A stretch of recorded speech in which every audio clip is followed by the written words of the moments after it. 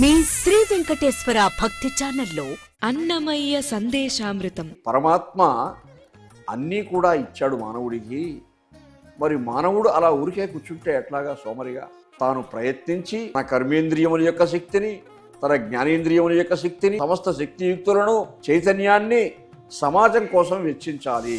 వెతకి తలచుకుంటే విష్ణుడు కానవచ్చు, చదరి మరచితే సృష్టి చీకటవు, పొదలి నడిచితే భూమెల్ల మెట్టి రావచ్చు, నిదురించితే కాలము నిమిషమై తోచు. భగవంతుని కోసం అన్వేషిస్తూ నిరంతరం ధ్యానం చేస్తే ఆ విష్ణుమూర్తి సాక్షాత్కరిస్తాడు అంటారు అన్నమాచార్యులు వారు. ప్రతి శనివారం రాత్రి 9:30 తిరిగి ప్రతి గురువారం ఉదయం 9 గంటలకు ప్రసారం.